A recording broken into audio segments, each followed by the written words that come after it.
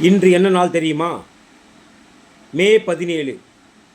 ஈழத்தில் ஒட்டுமொத்த தமிழர்கள், அதாவது கிட்டத்தட்ட 1.25 லட்சம் தமிழர்களை பிரபாகரன் உள்பட அவரது குடும்பத்தினர் உள்பட அனைவரையும் கொன்று குவித்த நாள். அதுதான் மே 17. பிரபாகரனை வைத்து அரசியல் செய்யும் திருமாவளவன் உள்பட, சீமான் உள்பட, மே 17 இயக்க நிறுவனர் அவர் உள்பட, காங்கிரஸ் உள்பட, திமுக உள்பட இன்று வரை, இப்போது வரை நான் தெளிவாக அனைவருடைய சமூக வலைத்தளங்களையும் நான் பரிசோதித்து விட்டேன். ஒருவர் கூட இந்த மே 17 அன்று நினைவேந்தலுக்கு ஏற்பாடு செய்யவே இல்லை. ஏன்? இது எனக்கு ஒன்றும் புரியலைங்க. அதாவது ஈழத்தமிழர்கள் எங்களுக்கு வேணும், தமிழர்கள் முக்கியம்னு சொல்கிறீங்க. திருமாவளவன், சீமான் போன்றவர்களாக தமிழ் தேசியம் அமைப்போம், தமிழ்நாட்டை தனியாக கொண்டு வருவோம், தமிழ்நாடு எங்கள் குறிக்கோள் என்று சொல்லக்கூடிய சீமான் உள்பட நான் உங்களை கேட்குறேன்.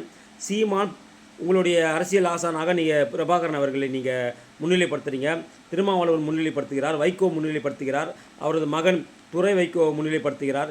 இப்படி இப்போ நம்ம திமுக உள்பட அனைவருமே நீங்கள் பிரபாகரனை முன்னிலைப்படுத்தும் போது, பிரபாகரனால் அனுப்பப்பட்ட பேரறிவாளன் ராஜீவ்காந்தியை கொன்று அந்த வழக்கிலிருந்து வெளியே வருகிறார். கட்டி தழுவி அரவணைத்து வரவேற்ற திரு மு.க. ஸ்டாலின் அவர்கள் கூட இன்றைய நாளில் ஏன் ஒரு நினைவேந்தல் நிகழ்ச்சி கூட நடத்தவில்லை? ஓட்டு வங்கி அரசியலுக்காக மட்டுமே இந்த ஈழத்தமிழர்களை இந்த காங்கிரஸ் கூட்டணி கட்சிகள் பயன்படுத்துகிறதா? அது மட்டுமல்லாமல் காங்கிரஸ் ஏன் நினைவேந்தல் நிகழ்ச்சி நடத்தவில்லை? ஒருவேளை ராஜீவ்காந்தியை கொன்றதின் காரணமாக ஈழத்தமிழர்களுக்கு அவர்கள் நினைவேந்தல் நடத்தவில்லையா? பாகிஸ்தானில் வாழும் அப்பாவி இஸ்லாமிய மக்களுக்காக பொங்கும் காங்கிரஸ், திமுக, விடுதலை சிறுத்தைகள், கம்யூனிஸ்ட்டு, துரை வைகோ, திருமாவளவன், சீமான் உள்பட உங்களை கேட்கிறேன். நீங்கள் என்ன கேட்குறீங்க?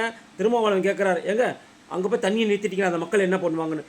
பாகிஸ்தானுக்காக, இந்தியாவுக்கு துரோகம் இழைக்கும் பாகிஸ்தானுக்காக பொங்கும் நீங்கள் ஈழத்தில் 1.25 லட்சம் தமிழர்களை கொன்று குவித்த காங்கிரஸோடு மறைமுகமாகவும் நேரடியாகவும் கூட்டணி வைத்துக்கொண்டு இன்று மே 17 ஈழத்தமிழர்களை கொன்று குவித்த இந்த நாளில் கூட நினைவேந்தல் உங்களால் செய்ய முடியவில்லை என்று சொன்னால் உங்களை என்னவென்று சொல்வது? ஓட்டு வங்கி அரசியலுக்காக எந்த மாதிரியான விஷயங்களையும் செய்யக்கூடிய ஒரு கூட்டணி கட்சிகளாகத்தான் உங்களை பார்க்க வேண்டியிருக்கிறது. இதைத்தான் மக்களும் நினைக்கிறார்கள். ஏன் உங்களுக்கு இப்படி ஒரு ஓட்டு வங்கி அரசியலுக்காக இப்படி செய்கிறீர்கள்?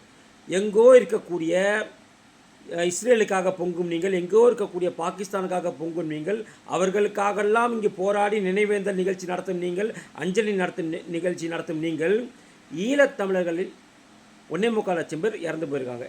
ஏன் அவங்களுக்காக நினைவேந்தல் நடத்தவில்லை?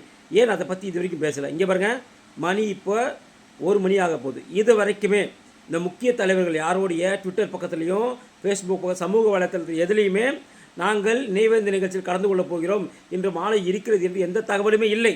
விஜய் உள்பட இதை நாங்கள் முழுசாக செக் பண்ணிட்டோம். அப்போ தமிழக மக்கள் என்ன முட்டாள்களா? ஏங்க இப்படி அவங்கள ஏமாத்துறீங்க?